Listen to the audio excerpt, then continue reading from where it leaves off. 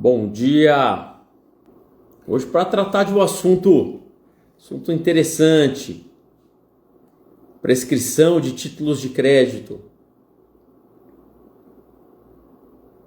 É um assunto sempre muito corriqueiro aí em concursos públicos e mesmo na prática, né?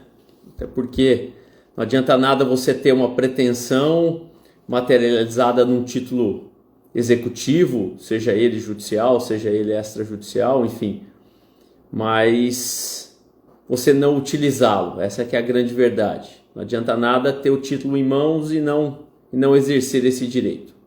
É o famoso direito não socorre aqueles que dormem. Então hoje a gente vai falar um pouquinho sobre a prescrição. Alguns breves comentários, principalmente sobre 4 títulos de crédito: letra de câmbio, nota promissória, duplicata e, por fim, o cheque. Bom, pessoal, vamos lá. Vamos começar a conversar algumas coisas sobre a prescrição.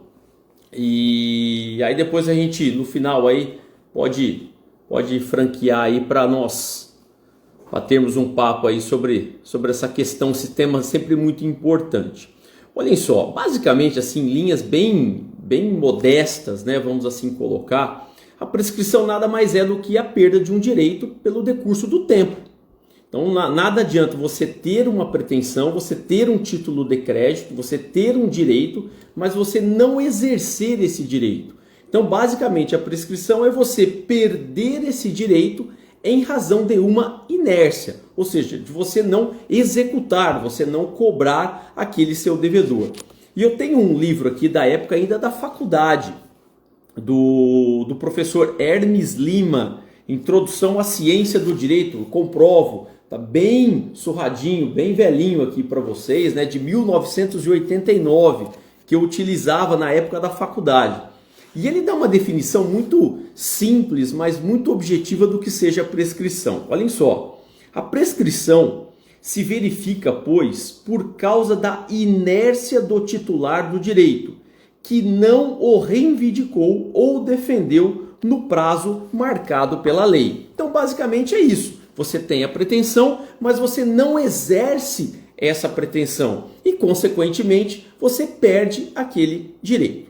E quando nós falamos dentro dos títulos de crédito, não tem como nós não falarmos da letra de câmbio, da nota promissória, que tem os mesmos prazos prescricionais, da duplicata, que muda o último prazo, e nós vamos comentar sobre isso ainda nessa aula, e por último o cheque, que em que pese, eu sempre escuto falar nas minhas aulas, né? Ah, professor, mas olha, o cheque, ninguém mais utiliza o cheque. Utiliza sim, o cheque ainda é muito utilizado na rotina dos brasileiros. Logicamente não mais na mesma proporção do que antigamente, mas o cheque é muito utilizado. Ainda mais hoje pelo fato da existência do cheque pré ou pós-datado. E aí vai ter uma discussão muito interessante, inclusive de uma decisão, vou chamar de recente, tá? De 2016, se eu não estiver enganado, do Superior Tribunal de Justiça, que se debruça numa questão muito interessante de como tem que ser contado o prazo prescricional de um cheque pré ou pós-datado. Então não é porque o cheque não tem mais uma pegada prática como nós tínhamos antigamente, mas ele é ainda muito vivo nas relações jurídicas entre particulares, principalmente agora com o chamado cheque pré ou pós-datado. Então olhem só, dentro da letra de câmbio, em que pese, lembrando, a letra de câmbio não é um título mais utilizado, existe na nossa lei, está lá, mas ele não é mais utilizado, mas ele é extremamente relevante do ponto de vista da legislação. Então, quando você pega a letra de câmbio e a nota promissória, ambos os títulos de crédito possuem os mesmos prazos prescricionais. Quais são esses prazos? 3 anos, primeiro prazo, 3 anos contra o devedor principal e os seus avalistas, 1 ano contra os co-obrigados, 3 anos contados a partir do vencimento, então primeiro prazo contra o devedor principal a partir do vencimento, segundo prazo, 1 ano contra os co-obrigados, ou seja, endossantes e etc., a partir do protesto, E o último prazo de 6 meses de um cobrigado contra o outro, contado do pagamento. Agora, só lembrando, então só reiterando, 3 anos, 1 ano e 6 meses. Quando você pensa na letra de câmbio e na nota promissória, só toma aí muito cuidado, que uma das grandes dificuldades para se entender prazos prescricionais são as figuras dentro desses títulos de crédito. Então, quando você pega uma letra de câmbio, quem dá a ordem para pagamento de uma letra de câmbio? O sacador, que dá a ordem para o sacado pagar a um beneficiário por ele indicado. E esse beneficiário pode ser o próprio sacador. Então, eu dou a ordem para alguém me pagar. Ou eu dou a ordem para alguém pagar uma terceira pessoa por mim indicada. Então você tem aí as figuras do sacador, a figura do sacado e a figura do beneficiário ou tomador. 3 anos contra o devedor principal, que no caso é o sacado, a partir do vencimento. 1 ano contra os cobrigados. Então, por exemplo, se esse título circular por meio do endosso, esses endossantes poderão ser exigidos no prazo de 1 ano do protesto. Então, automaticamente o protesto tem que acontecer para que eu consiga exigir dos cobrigados. E de 6 meses de um cobrigado contra o outro, contado de que momento? Do momento que você pagar. A partir do momento que você paga o título, começa a contar o prazo prescricional de 6 meses de um cobrigado contra o outro. Na nota promissória, são os mesmos prazos. 3 anos, 1 ano e 6 meses. Só que aí a figura, principalmente a figura do primeiro prazo, muda. Por quê? Porque na nota promissória, quem faz a promessa de pagar, olhem bem, não é mais ordem de pagamento, é promessa de pagamento. Quem promove a promessa de pagamento é o sacador. Então o sacador passa a ser o devedor principal. Em contrapartida, dentro da letra de câmbio, quem é o devedor principal? É o sacado, que é aquele que recebe a ordem para pagamento. Na nota promissória, inverte. Por que na nota promissória inverte? Quem emite o título é o devedor. Tanto que, de maneira literal, na nota promissória, o que está escrito ali? Pagarei por essa única via de nota promissória. Então, quem faz a promessa é o sacador e ele é o devedor principal. Só que os prazos da letra de câmbio e da nota promissória são os mesmos. 3 anos, 1 ano e 6 meses.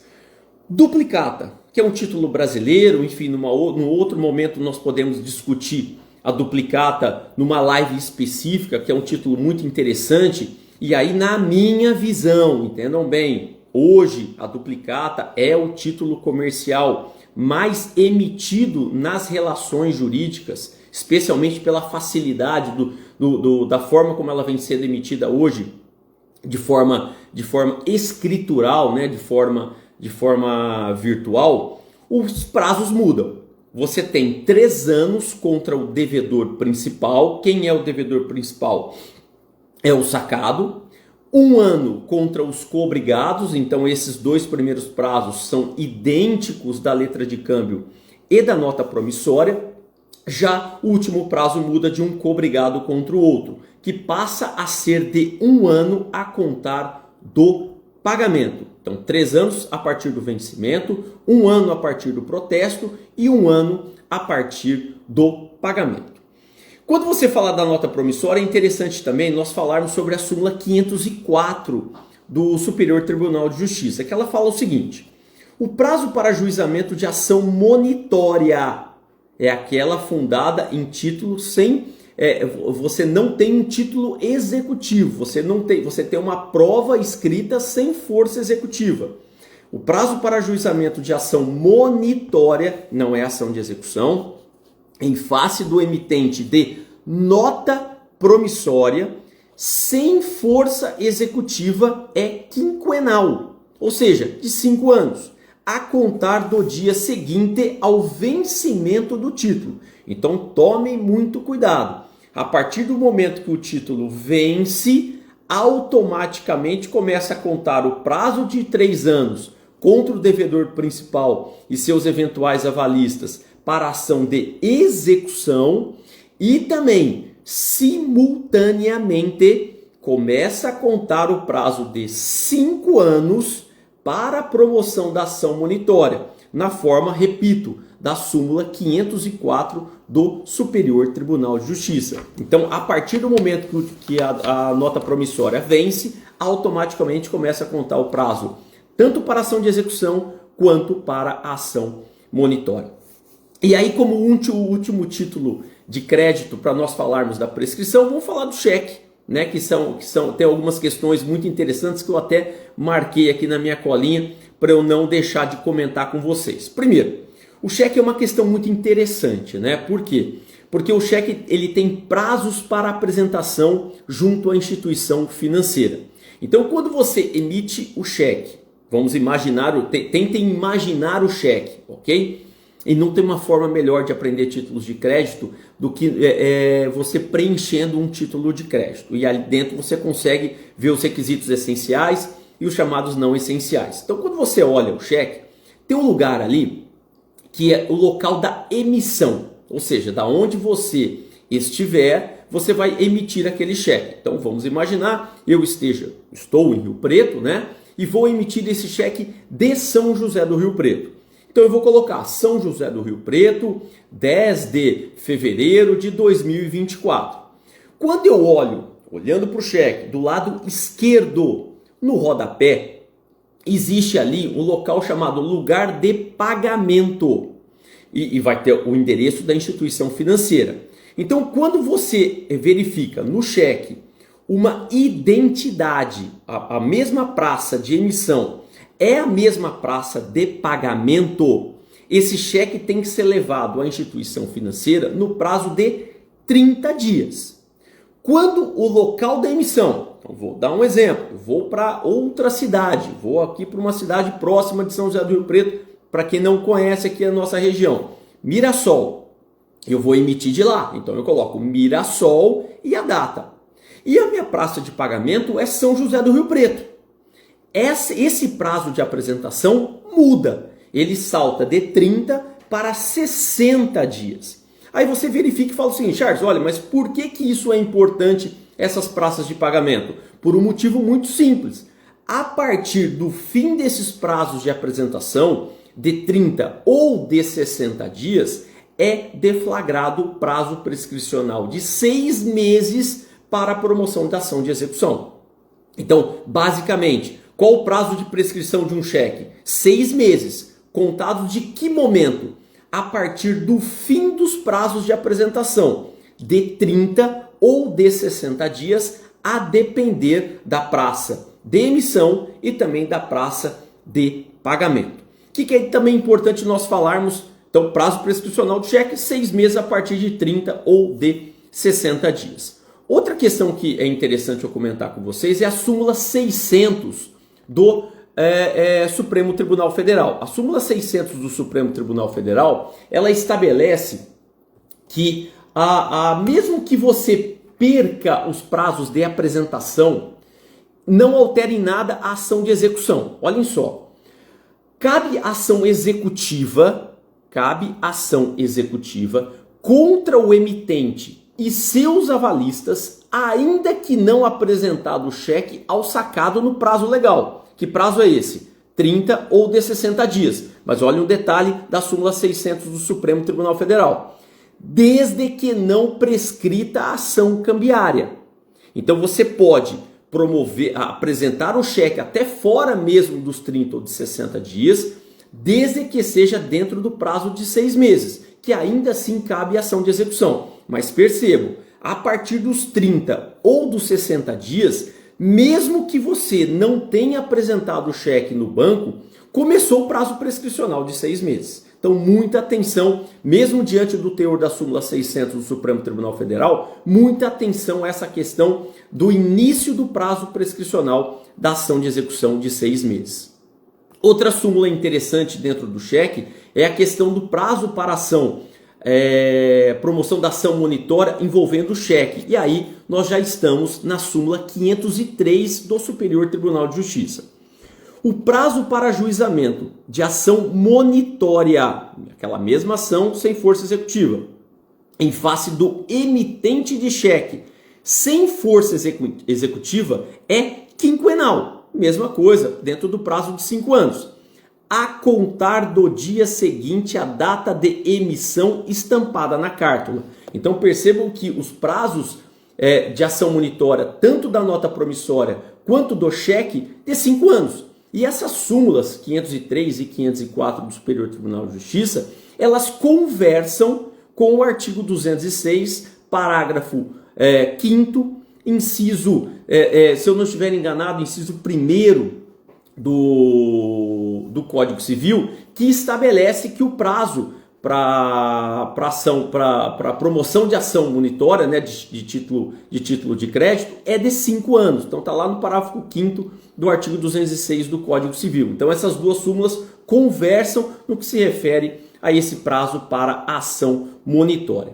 E aí, já chegando na reta final aí da nossa live de hoje, é interessante também o teor do artigo 61 da Lei do Cheque, que trata da questão da ação de enriquecimento ilícito ou locupletação indevida, que estabelece ali o prazo de 2 anos para a promoção, 2 anos a contar da prescrição, né, para a promoção desta ação. Então o cheque ele é muito interessante porque basicamente ele tem ação de execução, ele tem ação monitória e ele também tem ação de locupletação indevida ou de enriquecimento ilícito estabelecido lá no artigo 61 da Lei do Cheque.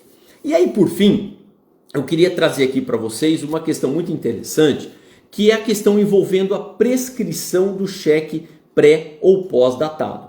Lembrando que o cheque pré ou pós-datado ele é um uso e costume comercial, né? Até porque quando você pega a lei do cheque, o cheque estabelece de maneira muito literal e muito tranquila de que o cheque é uma ordem de pagamento à vista. Só que nós não podemos fechar os olhos e não reconhecermos a existência do pré-datamento ou do pós-datamento, como alguns preferem. Particularmente prefiro a expressão pós-datado. Olhem só.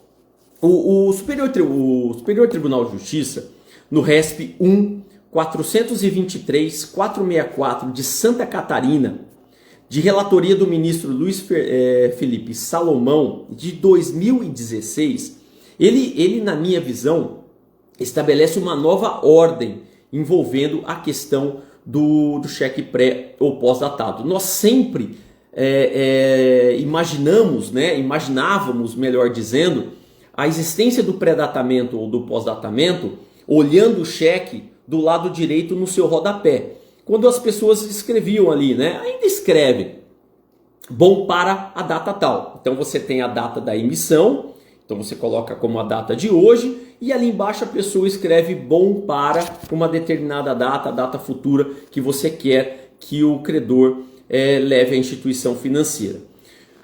Qual que é essa nova ordem hoje? O Superior Tribunal de Justiça vem entendendo que o local correto para que você insira o pós-datamento é no local da emissão.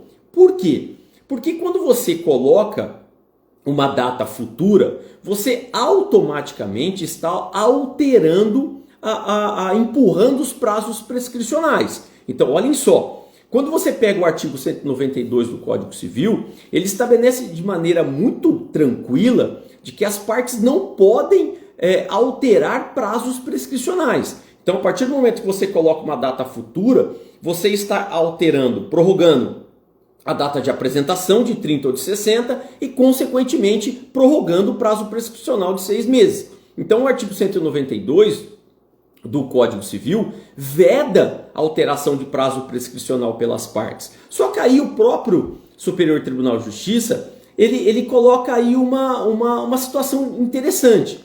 Ele fala que se o pós-datamento ou pré-datamento for feito de maneira extracartular, o que seria de maneira extracartular? Você inserir a data lá embaixo, bom para a data futura. Essa circunstância não tem o poder de alterar os prazos prescricionais, prazo de apresentação e o prazo prescricional. E o que o STJ ele estabelece nessa súmula? que nesse julgado, de que o local correto capaz de alterar isso é colocando a data futura no lugar da emissão. Isso mesmo, você colocar a data futura no lugar da emissão. Olhem só, o STJ, por meio do RESP 1.423.464 de Santa Catarina, de relatoria do ministro Luiz Felipe Salomão, em julgado de 2016, vem reconhecendo a possibilidade da inserção do pós-datamento no campo da emissão. Daí a conclusão de que somente a pós-datação regular efetuada no campo da data da emissão do cheque é hábil a ampliar o prazo de apresentação da cártula, a que se refere o artigo 33 caput da lei do cheque. Então, olhem que interessante. Primeiro, ele reconhecendo a questão do pós-datamento, até porque o próprio STJ também na súmula 370 reconhece a possibilidade de até dano moral em razão da antecipação da apresentação. E aqui ele coloca que o local correto, ele não está invalidando o pós-datamento lá embaixo, no rodapé do lado direito. Não é isso. Ele apenas reconhece que você colocando o pós-datamento na data da emissão, ele é hábil, ele é capaz de ampliar o prazo de apresentação de 30 ou de 60 dias e, consequentemente, ampliar, prorrogar, dilatar o prazo de prescrição que continua sendo de 6 meses. Então, pessoal, com isso, eu acredito que eu tenha colocado para vocês aqui os prazos prescricionais mais importantes aí dos títulos de crédito, dentro da letra de câmbio, dentro da nota promissória e dentro da duplicata, logicamente, e também dentro do cheque. Pessoal, muito obrigado. Luiz Felipe, César Gualdi, Luiz Carpelli, sejam bem-vindos. Adriano. Que alegria, pessoal. Na primeira live do ano, tratando já de um tema espinhoso, né? Que envolve, sempre quando você fala de títulos de crédito, é o terror dos estudantes do direito, né? Dos estudiosos aí do direito. Título de crédito sempre é um tema muito complicado, mas um tema sempre muito importante.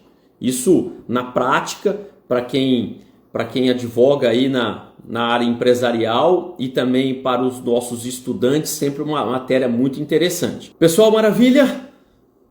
Muito obrigado pela presença de todos.